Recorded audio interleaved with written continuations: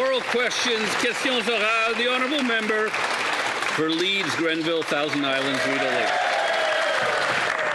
Today, Conservatives have tabled a motion in this House that the Liberal government finally put forward a fiscally responsible budget. This Prime Minister says that he wants to be held to account based on what Canadians are paying for their groceries. But instead of putting forward a budget or bringing down grocery prices, he's introduced $500 billion in what we can only assume is more inflationary spending, with Canadians expected to pay an additional $800 in groceries this year over what they paid last year. Our ask is very simple for this Liberal government after 10 years of their inflationary spending.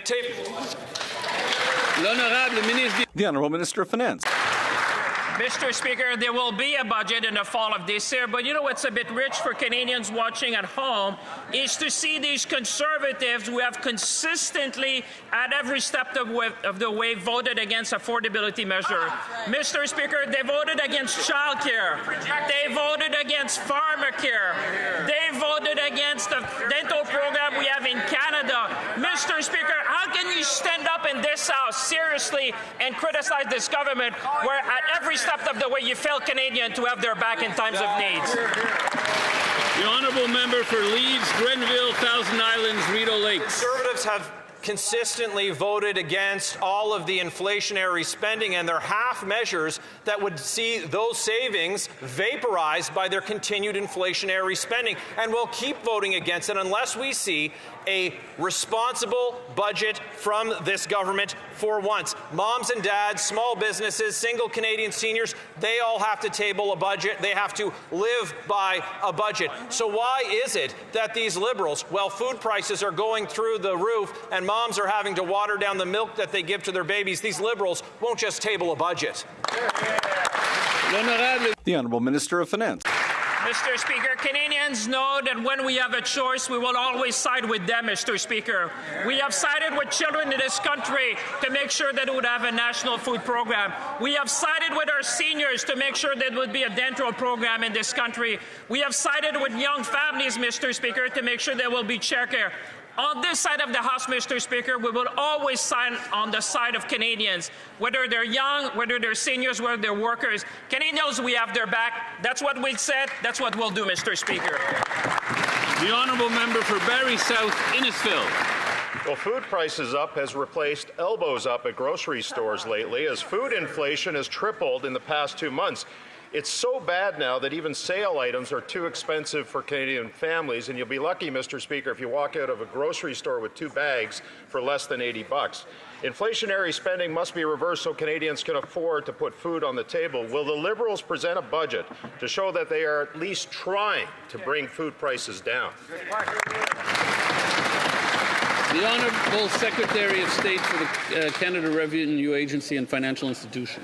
Thank you, Mr. Speaker. Mr. Speaker, this new government is a government of action, and this is what action looks like.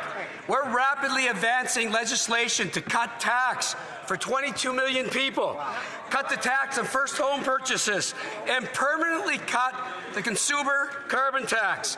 I hope, Mr. Speaker, the Conservatives will cut the rhetoric and join us in advancing this legislation. Thank you. The honourable member for Barrie South, Innisfil. Well, the Prime Minister said that he should be judged by the prices at the grocery store, so let's do that. Food inflation has tripled in the past 2 months. Canadian families will pay $800 more on food this year than last year. So there goes their tax cut. That's about $17,000 on food alone this year. Families, single moms, and seniors are at a breaking point, and this can't go on. Do the Liberals not see that their inflationary spending is doing to families, or do they just not care? Why won't the Prime Minister table a budget and show the true cost of his inflationary deficits and debts?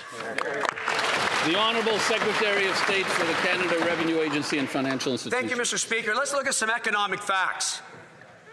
Inflation is down from 8.1 to 1.7% over the last 2 years.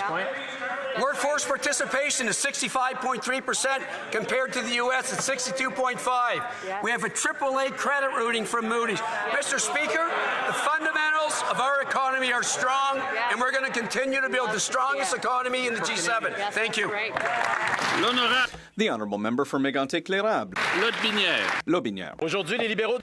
Today, the Liberals are going to have to choose between continuing to make Canadians hungry or voting for our motion to table a budget this spring.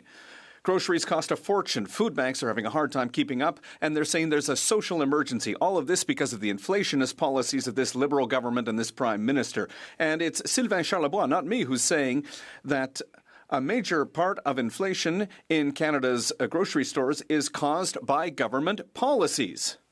Will the Prime Minister table a budget this spring and end, once and for all, Liberal food inflation? The Honourable Minister of Finance.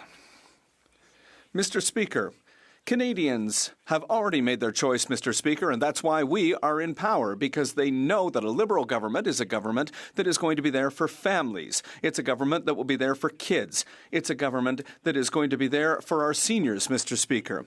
And what's really strange today for people who are watching at home is that at every opportunity that the Conservatives have had to make a choice, they have always voted against measures to help Canadians. Mr. Speaker, we won't take any lessons from the Conservatives on this. We'll continue to fight for Canadians. The honourable member for Mégantic-L'Érable, Lotbinière. Well, the Prime Minister himself said that he wants to be held responsible for what Canadians pay at the grocery store. He said that, and he and his government are responsible for the second worst food inflation prices in the G7. Since he's become Prime Minister, the cost of groceries has gone up by $800 per family. That's worse than under Justin Trudeau. Imagine. He's increased spending by 8% without a budget. He promised to keep it at 2%. Will he present a budget this spring, yes or no? Or will he continue to be as irresponsible as his predecessor? The Honourable Minister of Finance. Mr. Speaker, the responsible thing to do is exactly what we've done, which is to cut taxes for 22 million Canadians, Mr. Speaker. That was the responsible thing to do. The responsible thing to do is to make sure that Canadians have more money in their pockets, Mr. Speaker. That's one of the best affordability measures there is. On this side of the House, we are going to continue to fight for families. We're going to continue to fight for kids, continue to fight for seniors. Together, Mr. Speaker, we can build a Canada strong.